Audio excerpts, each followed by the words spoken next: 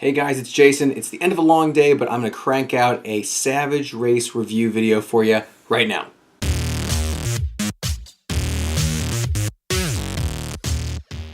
Alright, this is a review of the 2019 Savage Race in Maryland. It took place in Kennedyville?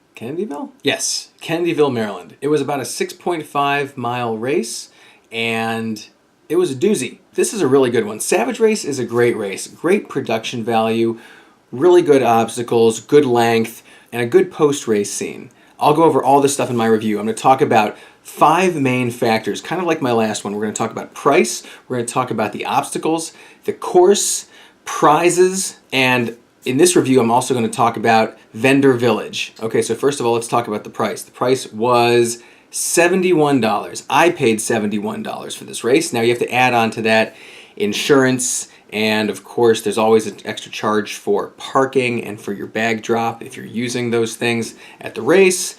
So I paid $71.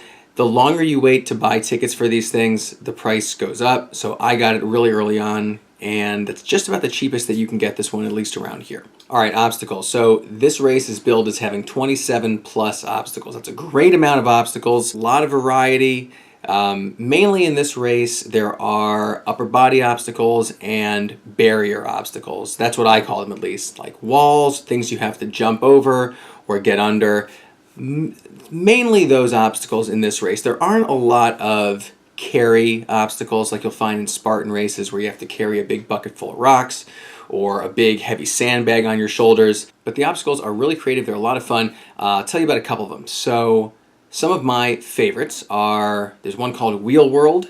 And by the way, if you want to see any of these in action, you can YouTube them. But one's called Wheel World, where you have 4 metal kind of circles, kind of like steering wheels, but hanging from a bar, and you have to grab on and swing to the next one and traverse across the obstacle like that.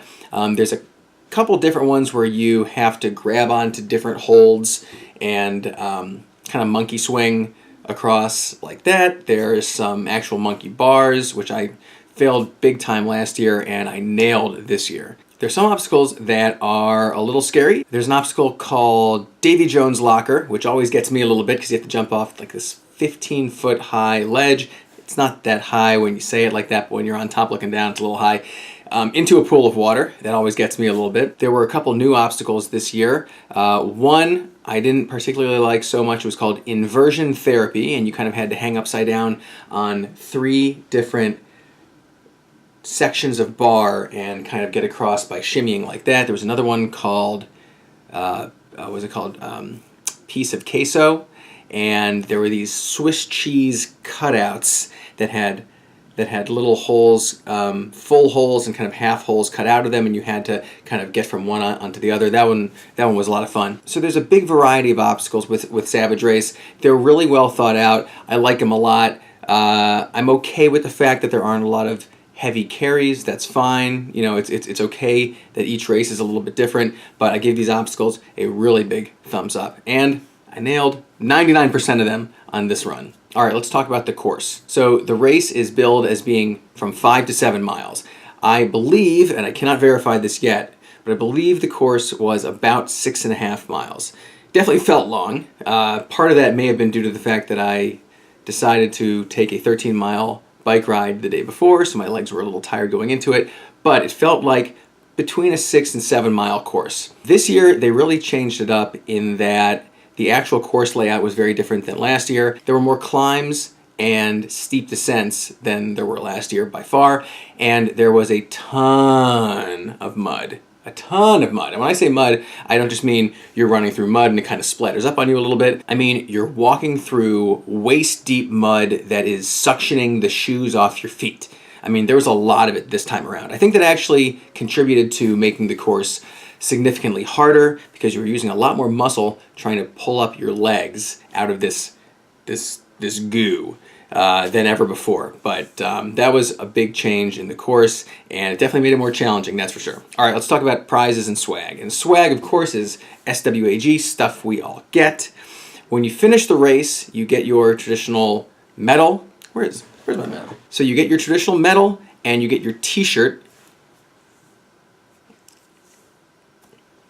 And you also get some recovery drinks. They're called Trevino recovery drinks, I believe, and they're these protein-infused drinks. They have sucralose in them, so I'm not a huge fan, but for those who drink that, they provide them for you. And in addition to that, the vendor village was pretty good too. They had a handful of vendors, and they were giving out a lot of free stuff. Zevia had a tent there, and they were giving out all kinds of samples, full-size cans, of their stevia sweetened sodas and energy drinks, and they even had a mixer, a stevia flavored ginger beer mixer. So they were giving out all kinds of stuff. There was a probiotic vendor. There was an oatmeal bar vendor, and there was a shoe vendor. There's always one or two armed services tents, and of course the usual Spartan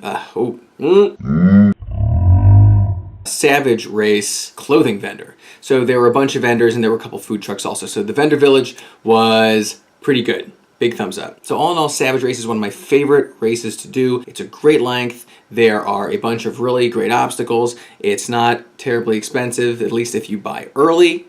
And the post-race scene is pretty cool. You don't mind hanging out for a while. I would recommend this race to anybody, whether you're starting out or whether you are a seasoned pro. As usual with any of these races, you can make them as challenging as you want. You do have a chip timer that tells you your time, but really it just depends on whether you want to race against the clock, or you want to race against the person that you're running with, or you just want to do a good job, maybe beat your score from last year, or just leave it all out there on the field. This is a great race. I highly recommend it.